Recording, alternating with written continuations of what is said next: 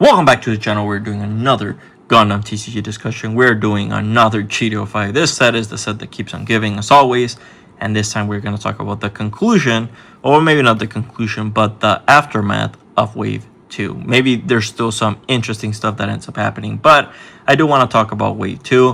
What ended up happening? Did the price end up going up? Did the price end up going down from my last video? We did do a video in the day 1 of Wave 2. So if you're interested in that, check it out. If you're interested in my previous predictions to see if they were wrong or right, we'll talk a little bit about that. But before we get to that, I do have two things to say. Number one, sorry if you can hear my fan. I know it's probably loud as hell, but it is hot as hell. So I am not sorry for that. Sorry, not sorry. We're both going to have to deal with that one. Sorry, Chief. Number two, thank you for the support. As always, thank you so much for the support, for the views, the comments, the likes, all that good shit. It means the world to me, obviously. Smaller channel. So much love to you guys, and let's get going. Number one, what are we talking about today? Well, we did say we're going to talk about GD05 and Wave 2. So we're going to talk about the price and what ended up happening with Wave 2. So Wave 2 comes out about, I want to say about a little under 2 weeks ago, and the prices end up going down dramatically, right? So what ends up happening afterwards? Well,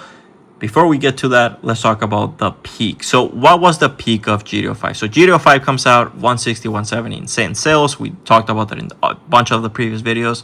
430 sale within just release date. Absolutely nuts.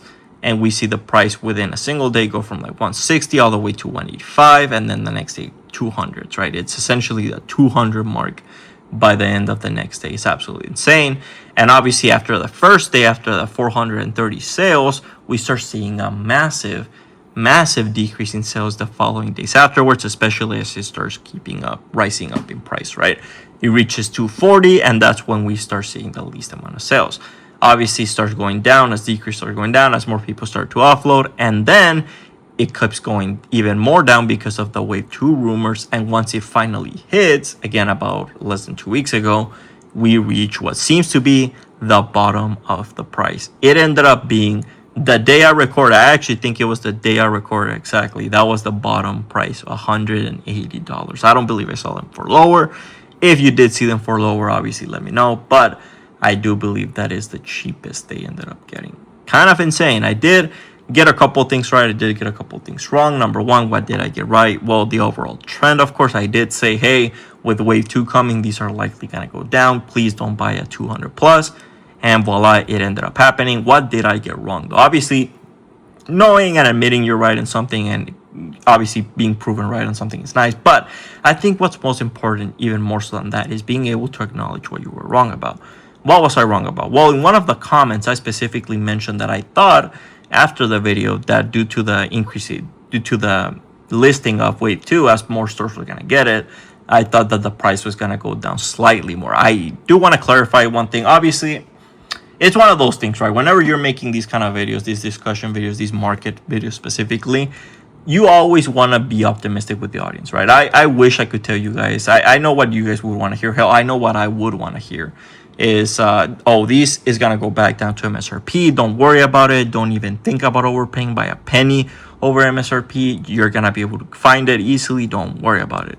The reality is I would just be lying if I said that, because I don't think that. And yeah, in a lot of videos at the end of the day, I could be proven wrong. I could just be completely wrong, but I'd rather tell you guys my honest thoughts and what I really think, what is more grounded with the situation, with the current market situation. We're in a situation where Bandai is not known for reprints, where we have a lot of speculators buying up a bunch of stock as soon as it hit 180. I think it was that day where I dropped that video, I think there was like 130 sales. Some absolutely insane number. I think it was the second highest after release, actually. So pretty crazy stuff. So we just have to consider all those things. I just don't see these dropping to MSRP. I just don't see it. Again, I'm sorry if that's what you want to hear. I get it. That's what I would want to hear as well. But I just want to operate more so in reality, in the current market situation, right? Obviously, some things could change. Bandai could come out tomorrow and say, hey, we're going to reprint every single set starting tomorrow. And that could happen, right? But I just want to operate within current Bandai parameters. I don't want to inflate your expectations. I don't want to give you guys the wrong ideas, right? Again, obviously, I don't take my word as gospel. I will never say that, oh, I'm gonna be right. But I'd rather be honest and wrong than lie to you guys and just try to kind of save face, right? That's just my opinion on it. Obviously, feel free to disagree, but let's get back to the discussion. So what should you do, right? Now that I established that I don't think it's gonna go down, now that I established that I think the 180 was the bottom, that I was wrong in the fact that I thought it was gonna go down slightly because they were eaten up. It does seem that actually after 180, they started rising all the way to 200. And then after a bunch of stores started listing it, driving it back down, right? So I do believe that we are reaching that stabilizing period while wave 2 runs out, because again, we did have a lot of stores listed. I do believe we're in that little stabilizing period that I don't know if this is the bottom. Maybe it drops a couple dollars more, some negligible amount, but I personally don't think it's gonna drop that much lower than here. Again, I haven't heard anything about a wave 3. It could absolutely happen. This is an anniversary set, this is a special set, but I just personally haven't heard anything again. And again, this circles back to the whole honesty thing. If I haven't heard anything about it, I've seen some comments, but nothing from a more so reliable source, right? Again, if I do hear something, you guys already know, I'll make a video. I did make a video last time, so that's the same thing. I'll drop the video. But for now, I do believe that 190 will be the lowest price you can find, at least online, right? At least speaking strictly on TCG Player / eBay like platform. So what should you do? I want GD05 and I don't want to pay 190. What can I do? What are some things I could look out for? Well, number one, the first thing you could look out for is a little bit of a discount. This is not going to be MSRP, but this is hopefully going to help you save a couple dollars. Whenever you want to buy specifically something in the TCG, what you can always do is, again, look at the price on TCG Player / eBay. TCG Player usually is the more used one. Just look it up right now, 190, and then you can take 13%. Some people take 15% off, and then you can post on the Facebook group, on Marketplace. You can post on Discords. Anywhere that has an online marketplace feature, you can post, hey, I'm searching for X, in this case GD05, and you can put, let's say, $170, $175 shipped, right? Again, you're not saving a lot of money. I'm not saying you're going to save all to MSRP, but you are saving a couple dollars. And if you're buying more boxes, that's obviously better for you because you can maybe get a better price, and even better for the seller because obviously they're doing it in one transaction. They're saving on shipping. So it's a win-win for you too, right? So I definitely recommend making connections in those groups. Join Discord groups, join Facebook groups. Just ask, hey, would anyone sell me GD05 for X amount, right? Whatever amount you're willing to pay. Again, as long as it's a reasonable offer. Usually what people work with is 85 to 90%, and you should have someone eventually bite, right? The second thing you can do, and I'm gonna go and praise these until these are gone. I do not care. These are such good value. And guess what? Since these went down a little bit in price, these also went down. And these are so damn stacked with value. I actually cannot believe these are going for, I believe, $52. If you can get these for 45 to 50, hell, even at the current price, again, as long as you're not paying taxes or it's after taxes, it's actually not that bad of a deal. And you might say, what? You're getting 4 packs, on search packs, obviously like sleep packs, so you could get some pretty cool stuff. I'm not saying you're gonna get it, but you actually have a chance at getting it, unlike with dead packs. Then you're also getting the cool base, which you can sell if you don't care about the bling stuff. You're getting the break, the important reprints, with some even, I would dare say, valuable reprints.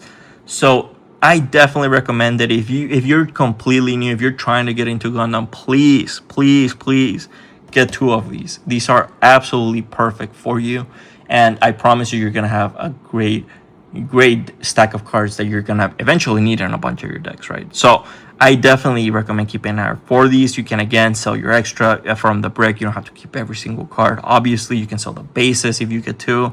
You can sell a lot of the stuff inside to recoup some of that extra cost. Obviously, again, since these are a little bit of MSRP for these is 40, but it's not actually that bad at 52, right? I definitely recommend hunting for these.